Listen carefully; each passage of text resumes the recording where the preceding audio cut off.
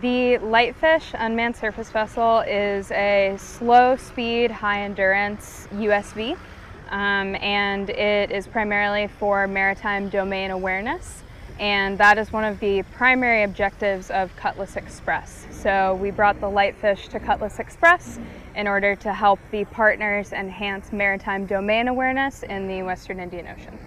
The Lightfish complements existing capabilities because it, though can be used on its own, is often used best in conjunction with lots of other sensors.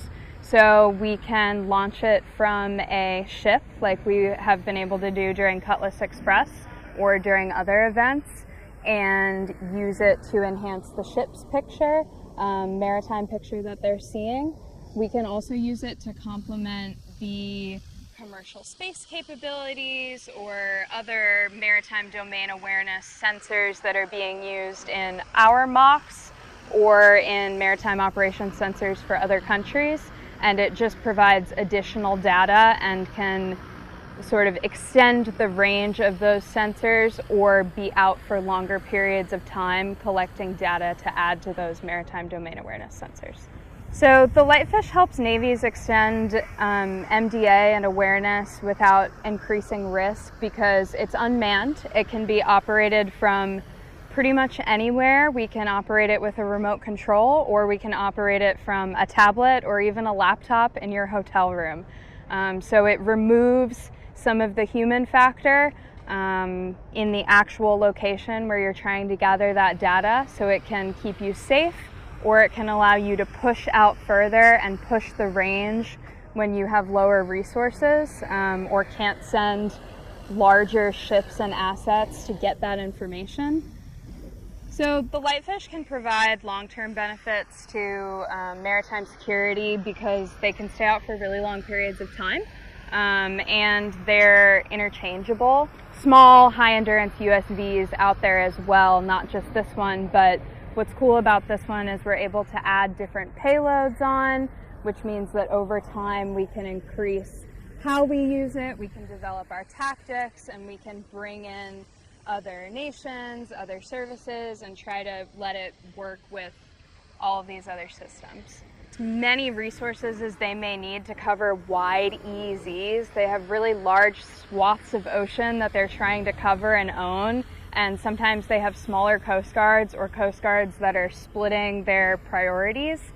So what the Lightfish can do is give them one example of many where they can extend their range and cover more ground and gather more data without necessarily using more people or more resources at one time.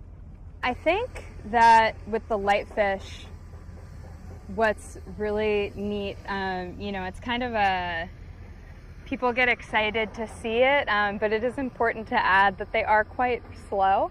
And so they do take a lot of planning and consideration, and you do just need to make sure that we're taking everything into account before we put them in the water. And we've really enjoyed working with the Seychelles Coast Guard because they've been really willing to try things out, deploy from different locations with us, and also just pick us up when we needed to do some troubleshooting.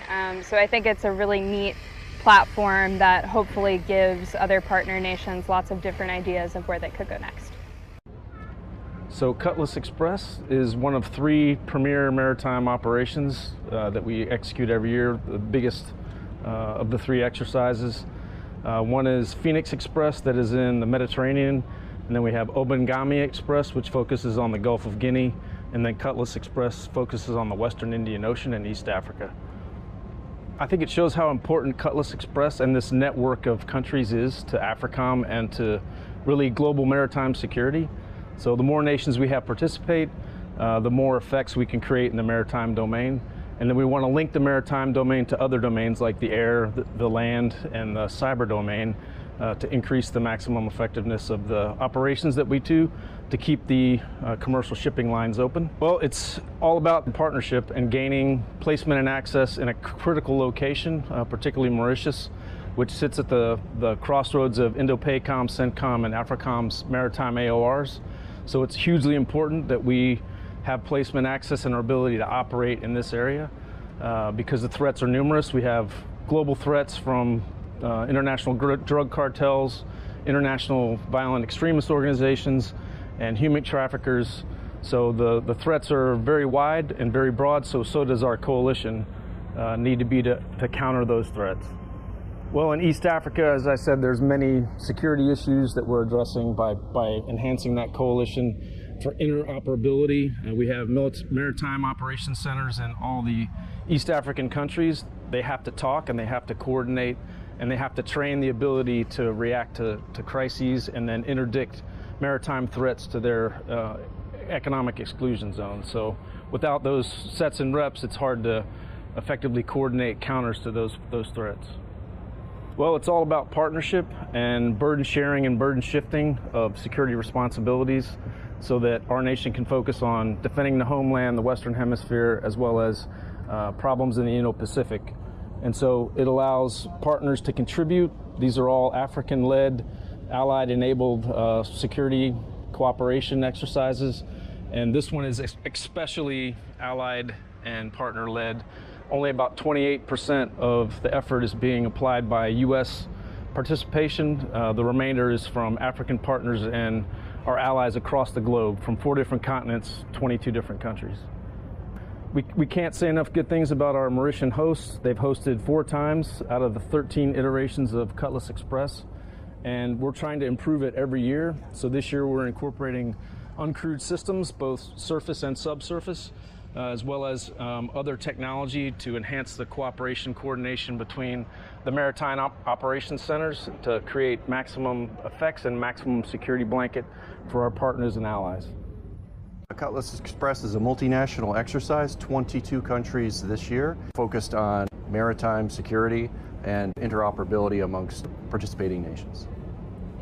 For Cutlass Express, for over a year, they'll send planners that will focus on various types of training to include visit board, search and seizure, and other maritime skills that are critical to their nation's security.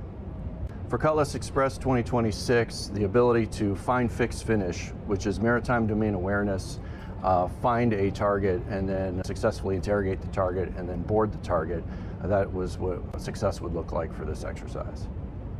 Cutlass Express, a down payment on our commitment to West Indian Ocean security and the free flow of navigation and commerce in this part of the world, a crucial partner. 60% of the world's trade flows through these waters and is an important aspect of American homeland defense. The United States is contributing novel unmanned surface vessel technology in this exercise, and we look forward to future partnering with other partners that are interested in that technology.